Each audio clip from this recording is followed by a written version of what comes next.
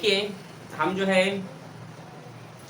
कौन से चैप्टर पढ़ लिए हैं, कार्य ऊर्जा और शक्ति हो रहे हैं, ठीक है, जिसमें से हमने वन डायमेंशन प्रत्यास्थ संघट पढ़ लिया। आज हम प्रत्यास्थ संघट, आज का जो हमारा लेक्चर बनेगा, ठीक है, ये क्या बनेगा इस पर प्रत्यास्थ संघट, लेकिन टू डायमेंशन पर, द्विविमीय प्रत्यास्थ संघट। किस टॉपिक क्या है हमारे यहाँ पे आज, द्विविमीय प्रत्यास्थ संघट। समझ में आया?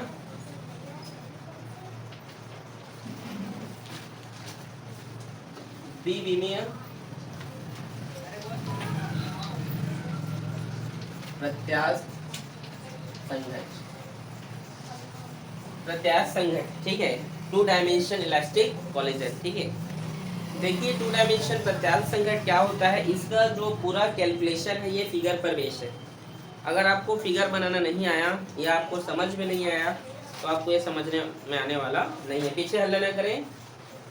देखिए बेटा टू डायमेंशन जो यहाँ पर हम पढ़ने जा रहे हैं प्रत्यास्थ संघट का, इसका अगर मैं एग्जांपल की बात करूँ तो आपने देखा है कि कई बार जो कैरम बोर्ड होते हैं, ठीक है, कई लोग जो एक्सपर्ट लोग होते हैं कैरम बोर्ड में, कई लोग अधिकतर एक्सपर्ट लोग होते हैं, स्ट्राइकर से जब गोली को मारते हैं तो अलग अलग डायरेक्शन में चले जाते हैं और कॉम में जाके गिर जाते हैं। जो चार्ट होता है ना किनारे, उसको कॉम कहा जाता है, ठीक है, वहाँ क्या होते हैं, वहाँ जाकर गिर जाते हैं अलग अलग डायरेक्शन में। आपने देखा है ना, ऐसा देखा है कि नहीं? उसी को जो है टू डायमेंशन प्रत्यास्थ संघट कहते हैं। मतलब यदि जैसे इसके पहले कोई भी ऑब्जेक्ट वन डायमेंशन में क्या होता था, यदि किसी वस्तु को टक्कर मार रहा है तो एक ही डायरेक्शन में हो रहा था, एक ही दिशा में हो रहा था, लेकिन इसकी दिशा अलग अलग हो जाता है। कई लोग जो है साइड से मारते हैं, ठीक है, और वहां से टकरा के फिर दूसरे गोली को मारता है, फिर वो जाके कॉम में गिर जाता है। देखे हो नहीं आप लोग? हाँ, तो इस प्रकार के जो संघट होते हैं उसको द्विविमीय प्रत्यास्थ संघट कहा जाता है। आ रहा है समझ में आप लोग को? इसके एक में बहुत सारे एग्जाम्पल हैं, ठीक है, आप अपने बुक में जब आप पढ़ेंगे तो आप देख सकते हैं इससे बहुत सारे आपको क्या देखने को मिलेगा, एग्जाम्पल्स आपको यहाँ पे देखने को मिलेंगे, ठीक है। देखिए टू डायमेंशन प्रत्यास्थ संघट बनाने के लिए सबसे पहले इस तरीके से आप जो है एक एक्सिस तैयार कीजिए। ये एक्स एक्सिस है, पीछे हल्ला ना करो बेटा, और ये है वाई एक्सिस। क्या है ये? ठीक है, देखिए ये एक ऑब्जेक्ट है ए, क्या है ये एक ऑब्जेक्ट, और ये दूसरी ऑब्जेक्ट क्या है बी, ठीक है। ये क्या कर रहा है, गतिशील है, इसको टक्कर मारेगा। ये गतिशील पिन है, ये क्या है अभी गतिशील है, मोशन कर रहा है, ठीक है। ये आएगा और इसे क्या करेगा, टक्कर मारेगा, ठीक है। तो इसके यदि हम मास की बात करते हैं तो m1, इसका मास क्या होगा m2, वेलोसिटी u1 u2, यहाँ कौन बड़ा होगा, u1 बड़ा, ठीक है। समझ में आया आप लोग को यहाँ तक? पीछे काव्या बात कर रही है बेटा, शांत रहें। क्या नाम है आपका, क्या नाम है जिलास जो बैठे हैं आप दोनों का?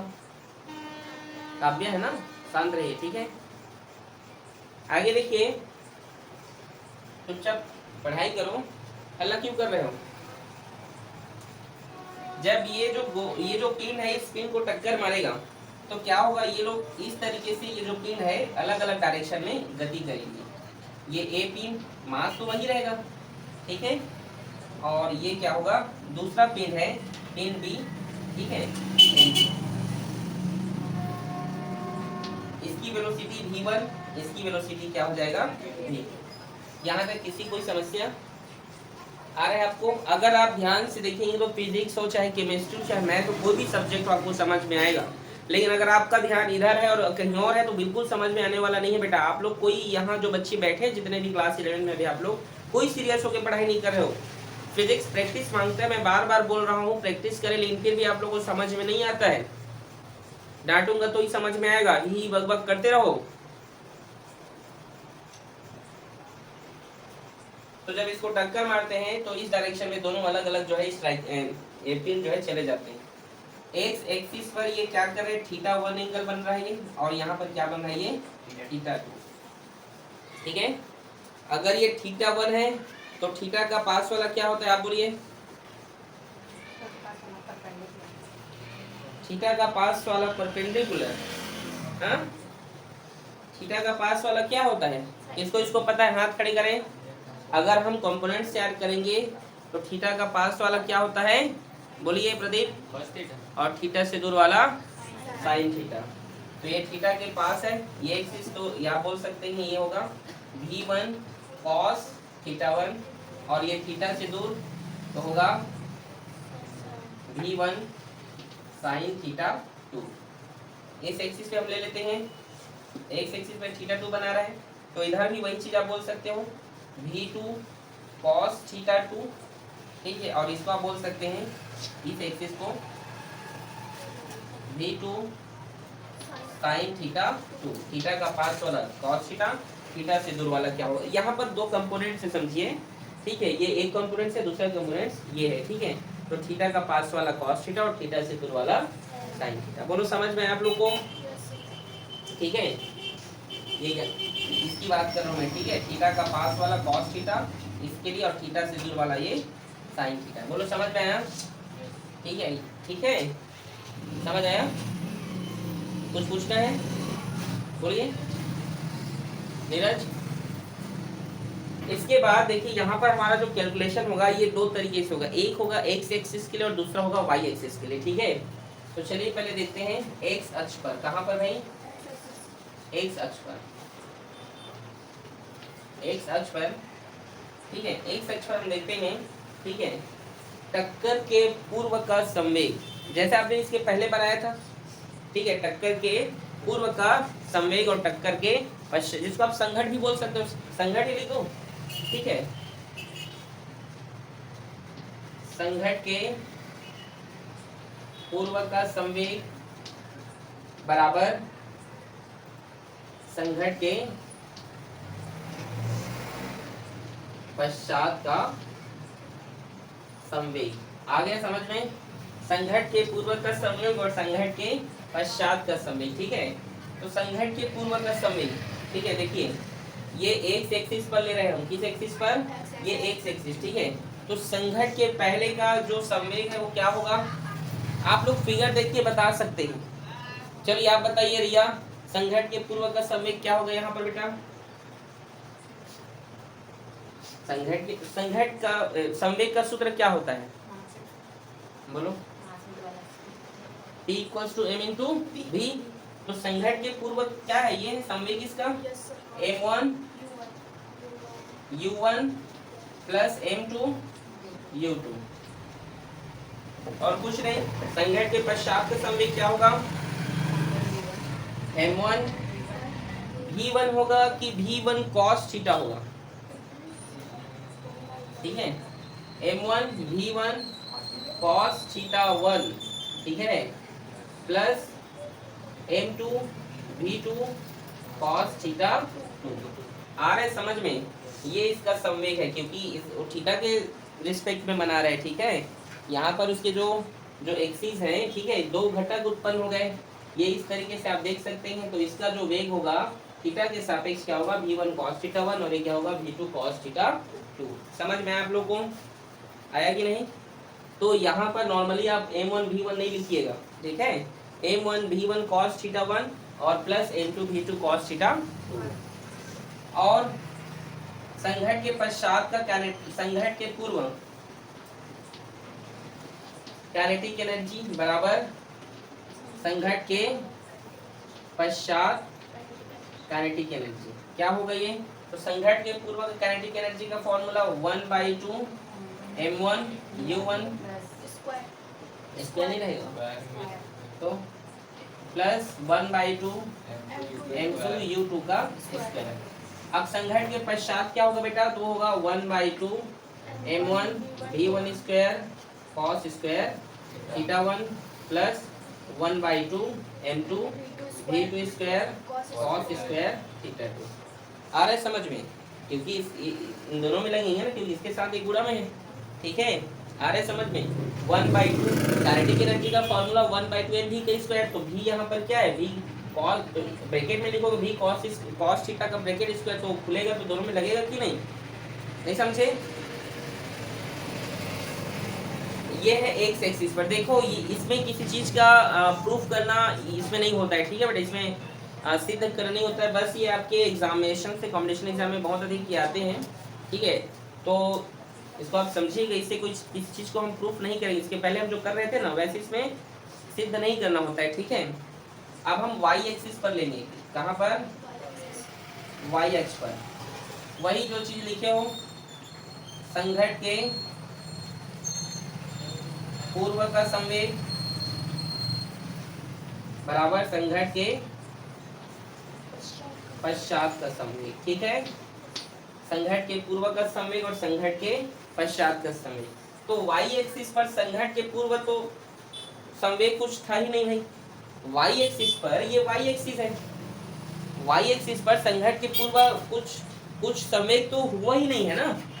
नहीं आया समझ में मैंने क्या कहा? हाँ क्या बोले? सर एक्स एक्सिस पे हुआ था, वाई पे नहीं हुआ था। एक्स एक्सिस पे हुआ था, वाई एक्सिस पे नहीं। हाँ एक्स एक्सिस पर हुआ था, वाई एक्सिस पर कहाँ कुछ हुआ है? हुआ है क्या? नहीं हुआ है ना। तो इसको क्या लिखेंगे आप? कुछ नहीं हुआ है तो क्या है वो? जीरो। और संघट के पश्चात क्या क्या हुआ है?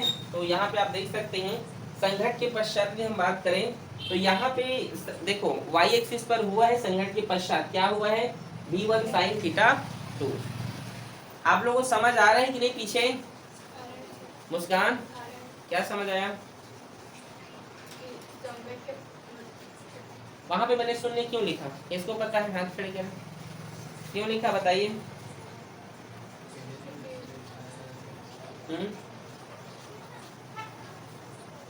बोलो बोलिए, आप बोलिए। सर क्योंकि एक्स एक्सिस पे वहाँ पास मोमेंटम है, लेकिन वहाँ वाई एक्सिस में नहीं हुआ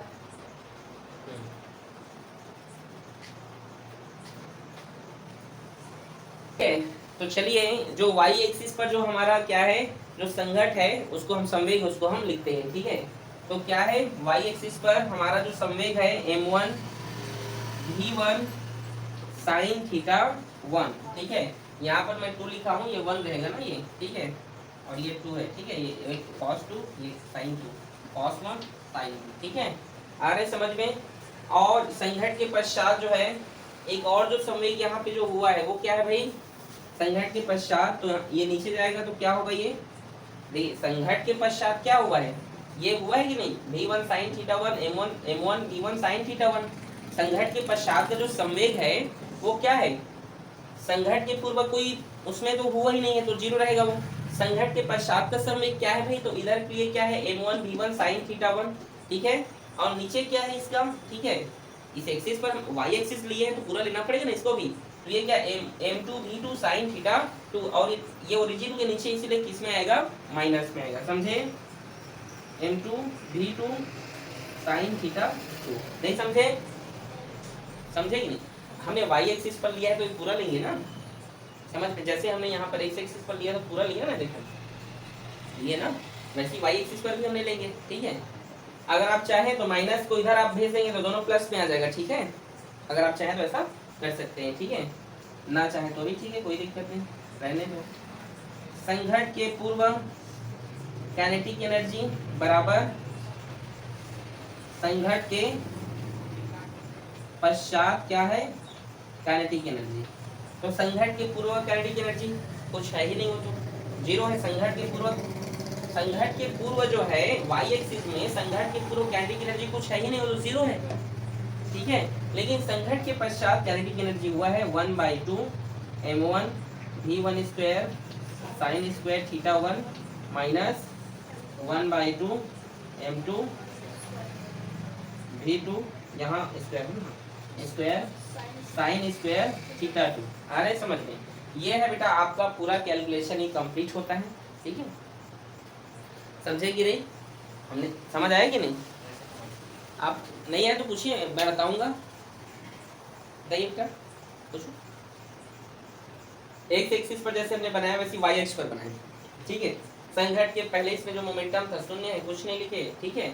और जो संघट के पश्चात क्या हुआ? तो m1 v1 sin थीटा 1, और ये नीचे है तो m2 v2 sin theta 2। Kinetic energy, इसके पहले काइनेटिक एनर्जी कुछ नहीं है भाई वाई एक्सिस पर, ठीक है। तो इस वो जीरो है। और उसके बाद में क्या हुआ? काइनेटिक एनर्जी जो हुआ है 1/2 m1 v1। जो चीज हुआ है वाई एक्सिस में वो संघट के बाद हुआ है, उसके पहले तो एक्स एक्सिस पर हुआ है ना जो भी कुछ हुआ है, ठीक है। समझे कि नहीं? तो ये आपका 1 डायमेंशन इन 2 डायमेंशन। 1 डायमेंशन को मैंने पिछले वीडियो में बताया, इस वीडियो में 2 डायमेंशन बताया हूँ, ठीक है। इसके बाद हम देखते हैं अप्रत्याश संघट। अप्रत्याश मतलब जानते हो, Inelastic. इलास्टिक कोलिजन, ठीक है। आगे समझ, इसको नोट करो।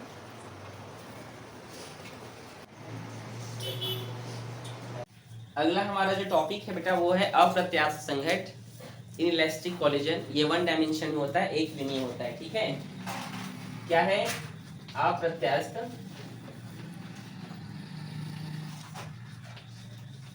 संघट। अप्रत्यास्थ क्या है जी, संघट है। देखिए बहुत दिन हो गया लेक्चर चल रहा है, आज इसका एंडिंग है इस चैप्टर का, ठीक है। तो अच्छे से पढ़िएगा, ठीक है। इनइलास्टिक और वन डायमेंशन, ठीक है। देखिए आप जानते हैं अप्रत्यास्थ क्या होता है, जिसमें संवेग क्या होते हैं, निश्चित होते हैं, नियत होते हैं, संरक्षित रहते हैं, लेकिन उनकी गतिज ऊर्जा क्या होती है बेटा, परिवर्तित होती है। वो क्या कहलाता है, अप्रत्यास्थ संघट कहलाता है।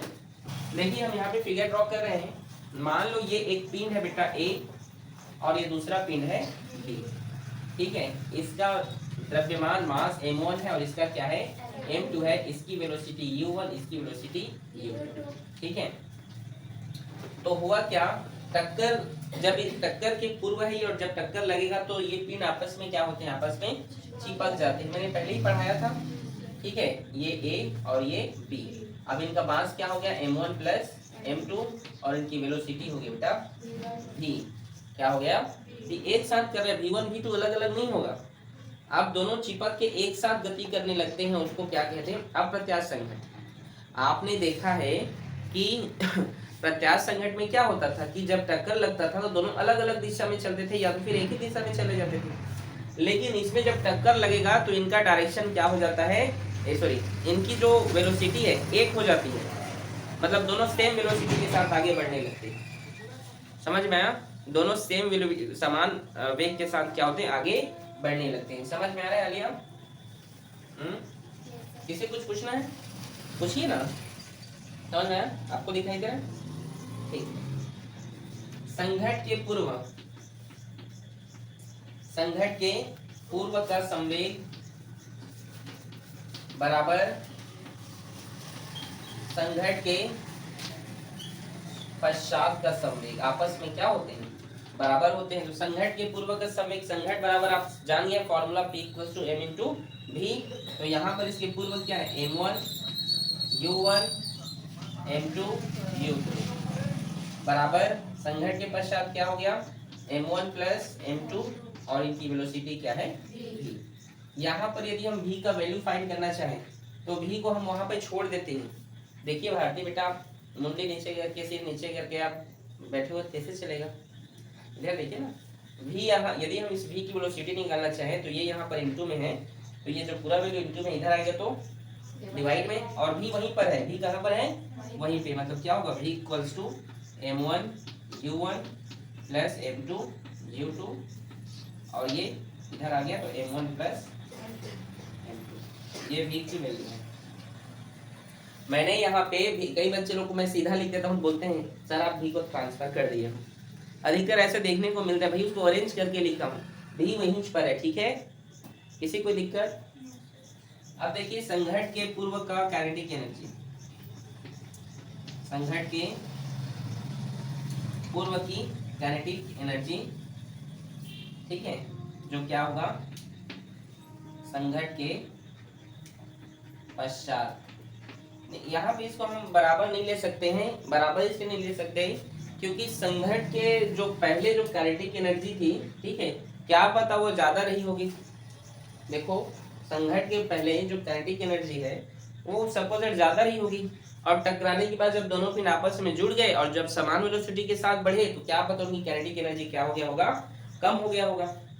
समझ रहे हो आप लोग, समझ रहे हो कि नहीं, बताइए। नहीं समझे, नहीं समझे मैंने क्या कहा, मतलब टक्कर के पहले मान लो उनकी काइनेटिक एनर्जी क्या रहा होगा, ज्यादा रहा होगा, ठीक है,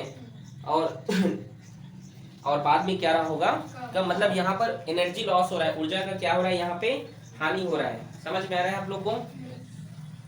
यहाँ पे एक कंडीशन में मान लेता हूँ, एक यहाँ पर v का जो वेलोसिटी है, यहाँ पर जो v का मान है, इसको कुछ इस प्रकार से भी हम लिख सकते हैं। किस प्रकार से, तो देखो यहाँ पे v का हम एक और फॉर्मूला बना सकते हैं। कौन सा फॉर्मूला, ये देखिए मान लो यहाँ पे जो U2 है, हम कंडीशन अप्लाई किए हैं, एस इस कंडीशन पे हम आगे बनाएंगे अब, ठीक है। मान लो कि यहाँ पर जो U2 है, U2 क्या है, 0 है। U2 0 का मतलब जो पिन B है, जो कौन सा पिन है, जो पिन B है, ठीक है। तो मान लेते हैं हम इस कंडीशन पे कि U2 क्या है, यहाँ पे 0 है, मतलब जो ऑब्जेक्ट B है, जो पिन B हो क्या है, स्थिर है। ये जो पिन A है उसने क्या किया, इसको टक्कर मारा, तो ये U2 0 हो गया, तो ये पूरा वैल्यू 0 हो जाएगा। तो यहाँ पर V का, यहाँ पे इस कंडीशन में है ना, यदि ये इस कंडीशन में है, ठीक है भाई, इसको याद रखना। तो क्या होगा, V का वैल्यू क्या हो जाएगा, M1 U1 बटे M1 प्लस M2। समझ में आया आप लोग को? U2 क्या हो गया, यहाँ पे 0 हो गया, तो U2 0 हुआ, तो इस गुणा में है तो वो भी 0 हो जाएगा। समझ आ रहा है आलिया? ठीक है, आगे देखिए, हम देखते हैं टक्कर के पूर्व या संघट के पूर्व, आप जो मिले टक्कर के पूर्व का काइनेटिक एनर्जी, वो क्या होगा, उसको हम K1 मान लेते हैं। क्या मान लेते हैं, K1। इधर देखिए भाई प्रदीप, ठीक है।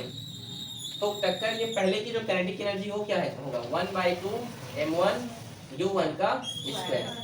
यहाँ पर हम U2 का स्क्वायर नहीं लिखेंगे इस कंडीशन में, ठीक है, क्योंकि वो 0 कर दिए हैं उसको। समझ में आ रहा है आप लोग को? ठीक है, आप लोग बनाने में मत लगे रहना कि 1/2 M2 U2 का स्क्वायर ऐसे, ठीक है, क्योंकि इस कंडीशन में हम U2 को क्या कर दिए, 0। ठीक है, समझ आ रहा है? मतलब इस कंडीशन में ये स्थिर है, ठीक है भाई, और गतिशील सिर्फ यही है, काइनेटिक एनर्जी इसके पास है, ये क्या है, अभी स्टेबल है, स्थिर है। समझ में आया कि नहीं? टक्कर के पश्चात का काइनेटिक एनर्जी को मैंने K2 ले लिया, तो 1/2, और यहाँ पे टक्कर के बाद का जो काइनेटिक एनर्जी क्या होगा, यहाँ पे देख सकते हैं M1 प्लस M2, और ये इनकी जो वेलोसिटी है वो क्या होगा, V का स्क्वायर। समझे कि नहीं? समझ आया? देखो टक्कर के बाद जो है M1 M2 इसका जो है मास हो गया, और इसका जो वेलोसिटी हो क्या होगा, V। समझे कि नहीं आप लोग यहाँ तक? इसका मतलब ये है, हम इसको बराबर इसलिए नहीं समझ रहे हैं क्योंकि मान लो क्या टक्कर जो है उसके पहले ज्यादा रहा होगा, टक्कर के पहले उसकी जो एनर्जी है, काइनेटिक एनर्जी, वो क्या रहा होगा, अधिक रहा होगा, और टक्कर के पश्चात क्या रहा होगा, वो कम हो गया होगा। समझ में आया यहाँ तक आप लोग को? तो यहाँ पर एक्चुअल में होता क्या है, एनर्जी का लॉस होता है। क्या होता है भाई, ऊर्जा हानि होती है। क्या होती है भाई, ऊर्जा हानि। इसे हम डेल से प्रेजेंट करते हैं, डेल के equal to K1 minus K2। K1 को हम बड़ा इसलिए लिए, हम मान लेते हैं कि पहले ऊर्जा अधिक रहा होगा, अब बाद में ऊर्जा क्या K2 का कम हो गया होगा, इसीलिए हम K1 से K2 को माइनस कर रहे हैं। समझ में नहीं आ रहा है क्या? आगे देखिए, डेल की इक्वल्स टू K1 का जो वैल्यू है ये है इसमें, और K2 का वैल्यू ये है ना, इन दोनों में एक चीज कॉमन है, वो क्या है जानते हैं? तो 1/2 को हम क्या करेंगे, यहाँ पर कॉमन कर लेते हैं, ठीक है। तो यहाँ पे क्या बचा देखिए, M1 U1 के स्क्वायर माइनस का माइनस, और K2 का वैल्यू क्या है, M1 प्लस M2, और यहाँ पे देखिए क्या है भाई, V स्क्वायर। समझ में आप लोग को? आगे देखिए 1/2 M1 U1 के square minus M1 plus M2, और यहाँ पर जो V है इसका वैल्यू देखिए यहाँ पर दिया गया, इस कंडीशन पे क्या दिया गया है, M1 U1 और M1 प्लस M2, और यहाँ पर स्क्वायर है तो यहाँ पे आप स्क्वायर लगा सकते हैं, ठीक है, समझे कि नहीं? और ये M1 प्लस M2 इससे कैंसिल हो जाएगा, लेकिन यहाँ पर स्क्वायर लगे मतलब एक बार और यहाँ पर M1 प्लस M2 है। समझे कि नहीं? एक बार M1 प्लस M2 इससे के साथ कैंसिल हो गया, लेकिन एक बार यहाँ पर वो जिंदा है बेचारा भी, ठीक है। ठीक है लिया, यहाँ से मैंने क्या किया, 1/2, आगे देखिए M1 U1 के स्क्वायर माइनस M1 का स्क्वायर और U1 का स्क्वायर, ये स्क्वायर इधर जाएगा तो होगा ना, और यहाँ एक बार बचा है वो M1 प्लस M2। यहाँ पे आप देखिए ये M1 U1 स्क्वायर को मैंने कॉमन ले लिया। क्या ले लिया? कॉमन। तो यहाँ पे कुछ बचा है, एक बचा। क्या बचा? एक। ठीक है, यहाँ से देखो M1 स्क्वायर है, एक M1 तो बाहर निकल गया, तो एक M1 यहाँ पे बचा है। समझे कि नहीं? यहाँ पे U1 स्क्वायर तो बाहर चला गया तो उसको लिखने की जरूरत नहीं है। नीचे में क्या बच गया है? m1 plus m2। फिजिक्स बहुत इजी है अगर आप ध्यान से समझने की कोशिश करेंगे तो। क्यों, है कि नहीं? अब यहाँ पे क्रॉस मल्टीप्लाई एलसीएम ले लीजिए, 1/2 m1 u1 का स्क्वायर, ठीक है, m1 plus m2 cross multiply कर देंगे तो क्या होगा, m1 प्लस m2 और माइनस का माइनस और ये m1। समझ में आया? समझे कि नहीं? इसके नीचे कुछ नहीं है, मतलब एक है, क्रॉस मल्टीप्लाई कर दिए तो समझ आया? ये m1 प्लस में ये m1 माइनस में कैंसिल हो गया कि नहीं? इस बोर्ड में लिख रहा हूँ, देखिएगा, ठीक है। तो क्या बचा है, देखिए यहाँ पे 1/2 m1 u1 के स्क्वायर और यहाँ पे m2 बचा है, देखो, ठीक है। तो यहाँ पे लिख दे रहा हूँ m2, ठीक है, m2 और u1 का स्क्वायर और नीचे में क्या बच गया, m1 प्लस m2। यही क्या है, ऊर्जा हानि या अप्रत्याशित संघटन के लिए एक छोटा सा कैलकुलेशन है। कठिन है क्या? कठिन है भाई? ठीक, बहुत इजी कैलकुलेशन है, अगर आप अच्छे से समझेंगे या पढ़ेंगे तो बहुत इजी है, ठीक है। नोट करो इसको। अगला जो हमारा टॉपिक है बेटा वो है प्रत्यास्थान गुणांक। क्या है? प्रत्यावस्थान गुणांक, ठीक है, प्रत्यावस्थान गुणांक, प्रत्यावस्थान गुणांक, ठीक है। इसे इंग्लिश में इसे इंग्लिश में कहा जाता है कोएफिशिएंट ऑफ रेस्टिट्यूशंस, ठीक है, कोएफिशिएंट ऑफ रेस्टिट्यूशंस कहा जाता है इसको, ठीक है भाई, समझ गए? ठीक है, देखिए हम लिख दूं क्या, कोएफिशिएंट ऑफ रेस्टिट्यूशंस, ठीक है। देखो हमने एक फॉर्मूला पढ़ा था u1 माइनस u2 बराबर v2 माइनस v1, ये पढ़ा था। किसको इसको याद है ये फॉर्मूला? कई लोगों को तो याद नहीं है, देख लो, हाँ, सिर्फ 2-3 लोगों को याद है। आपको मोनिका, देखिए इधर देखिए बेटा, प्रत्यावस्थान गुणांक इसे हम ई से रिप्रेजेंट करते हैं। किससे रिप्रेजेंट करते हैं? ई से। यदि ये पूरा वैल्यू इधर इलेक्ट्रॉन नहीं, इसका मतलब इलेक्ट्रॉन मत बोल देना। कौन बोल रहा है इलेक्ट्रॉन? नहीं, ठीक है। मान लीजिए ये जो पूरा वैल्यू है इधर ट्रांसफर हो जाएगा, ठीक है, आ रहा है समझ में? तो क्या होगा, ये v2 माइनस v1 और इधर जाएगा तो क्या होगा, u1 माइनस u2, और इसे हम किससे रिप्रेजेंट करते हैं? ई से रिप्रेजेंट करते हैं, ठीक है। बस यही छोटा सा इसका कैलकुलेशन था। प्रत्यावस्थान गुणांक क्या है, तो ये देखिए ट्रांसफर हो गया तो इधर आ गया पूरा वैल्यू, गुणा से भाग में इसे रिप्रेजेंट करते हैं। इसका परिभाषा क्या है तो सुनो, ठीक है। या टक्कर में क्या है, टक्कर के पश्चात का वेग, ध्यान सुनेंगे, टक्कर के पश्चात का आपेक्षिक वेग टक्कर के पूर्व के आपेक्षिक वेग के अनुपात को हम प्रत्यावस्था गुणांक कहते हैं। समझे कि नहीं? फिर से बोल रहा हूँ, टक्कर के पश्चात का आपेक्षिक वेग टक्कर के पूर्व के आपेक्षिक वेग के अनुपात को क्या कहा जाता है? प्रत्यावस्थान गुणांक या कोएफिशिएंट ऑफ डिस्ट्रीब्यूशन कहा जाता है। इसे हम ई से क्या करते हैं? रिप्रेजेंट करते हैं, ठीक है। प्रत्यावस्थान गुणांक का जो हम 3 यहाँ पर केस पढ़ रहे हैं, ध्यान समझेंगे आप, ठीक है। पहला हम पढ़ रहे हैं पूर्णतः, क्या पढ़ रहे हैं? पूर्णतः प्रत्यासंघट। इसमें जो प्रत्यावस्थान गुणांक जो होता है वो क्या होता है? एक होता है। क्या होता है भाई? एक होता है, याद रखेंगे। यहाँ पर देखिए कोई भी चीज 100% नहीं होता है, इस पूरे यूनिवर्स में कोई भी 100% नहीं है। आ रहे समझ में? दूसरा यहाँ पर हम देखते हैं पूर्णतः अप्रत्यास्थ संघट, जिसका होता है ई बराबर 0 होता है। क्या होता है? ई बराबर 0, ठीक है। और तीसरा होता है अप्रत्यास्थ, जिसे हम कहते हैं आंशिक रूप से अप्रत्यास्थ। क्या होता है? जो मतलब ई का मान बता रहे हैं, पूर्णतः प्रत्यास्थ संघट में जो प्रत्यावस्थान गुणांक का जो ई का मान होता है वो 1 होगा, इसमें 0 होगा, और इसमें जो अप्रत्यास्थ आंशिक रूप से अप्रत्यास्थ जो क्या है, पार्शियल हो, आंशिक रूप से हो, उसमें क्या होता है, ठीक है, 0 से 1 के बीच, ठीक है। ये समझ गए आप लोग? इस तरीके से होते हैं, 0 से 1 के बीच होता है, इन्हें हम कहते हैं अप्रत्यास्थ आंशिक रूप से। नोट करो इसको।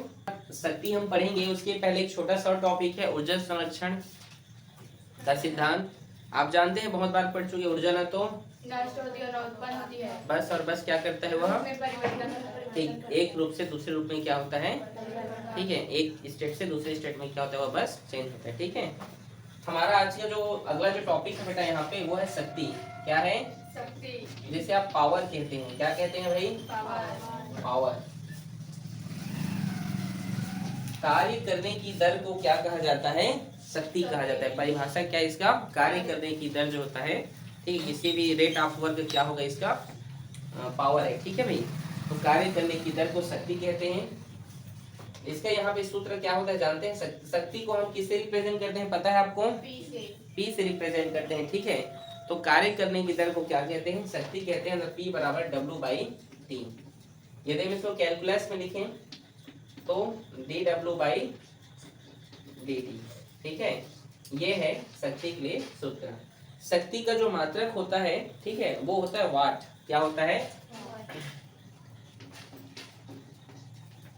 देखो पहले जो है, सॉरी, अश्व शक्ति हुआ करता था। ठीक है, क्या होता था पहले? क्या होता था इसका जो यूनिट होता था वो क्या होता था जी? बताइए। अश्व शक्ति हुआ करता था। ठीक है, लेकिन अभी शक्ति का जो एसआई मात्रा है वो क्या है? वह वाट है। क्या है भाई? वाट है। समझ में आ रहा है आप लोग को? और यहाँ पर अश्व शक्ति मतलब हॉर्स पावर। वैज्ञानिकों ने देखा कि जो पहले पुराना जो इसका मात्रक था, अगर आप कहें तो एचपी हुआ करता था, ये होता है 746 वाट या जूल। ठीक है, 746 वाट। एक हॉर्स पावर मतलब क्या होता है? 1 हॉर्स पावर इक्वल टू 746 वाट। ये परीक्षा में पूछा जाता है, याद रखेंगे। ठीक है, देखो आज भी देखो हमारे पास मात्रक जो पावर का यूनिट भले वाट है, लेकिन आज भी यदि आप इंजीनियरिंग कॉलेज में जाओगे, इंजीनियरिंग करेंगे आप इन फ्यूचर, ठीक है, तो हॉर्स पावर ही लिया जाता है। याद रखिएगा। ठीक है, क्या लिया जाता है? वो लोग हॉर्स पावर से पढ़ाई करते हैं, एचपी ही पढ़ते हैं उसको। ठीक है भाई, आज भी इंजीनियरिंग फील्ड में उसको एचपी से ही कुछ कैलकुलेट वो लोग करते रहते हैं। ठीक है, यहाँ तक किसी कोई दिक्कत है बेटा? ठीक है, तो यहाँ पे 746 क्या है? तो वैज्ञानिकों ने देखा कि एक घोड़े में जो है 746 वाट का पावर होता है। 746 वाट का है, 746 जूल प्रति सेकेंड का। आ रहे हैं लिया? हाँ, क्या बोले? क्या होता है? नहीं कुछ नहीं। ठीक है, देखिए हम जानते हैं कार्य इसके लिए हम एक और सूत्र बना सकते हैं। हम जानते हैं कार्य बराबर क्या होता है? बल गुणित विस्थापन। आप जानते हैं dW equals to F into ds। इस तरीके से हम लिख रहे हैं, इसको समझिए। यहाँ पर हमने क्या किया, इसका कैलकुलस में हम इसको कर रहे हैं, तो dW, ठीक है, इसका अवकलन कर देते हैं तो क्या होगा? d/dt और ये होगा F इंटू ds। ठीक है, dW/dt को हम क्या लिखते हैं? P लिखते हैं। F को हमने बाहर कर दिया। ठीक है, तो इसके साथ जब इसका डिफरेंशिएट होगा तो क्या होगा? ds/dt। और आप जानते हैं, आप पढ़े हैं कि s क्या है यहाँ पर? ठीक है, और समय, ठीक है, क्या होता है? वेग होता है। विस्थापन में परिवर्तन क्या होता है? वेग ही होता है ना। तो यहाँ पर आप इसको क्या लिख सकते हैं? भी। ये भी क्या है? पावर का एक सूत्र है जो आपको क्लास 12th में काम आएगा। ठीक है, class 12 chapter number 7 AC current में। ठीक है, जब आप पावर पढ़ेंगे ना तो उसमें फॉर्मूला आप क्या करना है? आपको यूज करना है। आ रहा है समझ में? आप इसका और एक फॉर्मूला बना सकते हैं। कौन सा फॉर्मूला? ठीक है, यहाँ पे लिख रहा हूँ P equals to FV cos theta. ये फॉर्मूला कैसे? आप डॉट प्रोडक्ट से जानते हैं ना, डॉट प्रोडक्ट आपने प्रोडक्ट पढ़ा है, उसमें A into B equals to क्या होता है? AB cos थीटा होता है कि नहीं? ये भी आप उसके जो है डॉट प्रोडक्ट से ये फॉर्मूला आप वहाँ पे बना सकते हैं।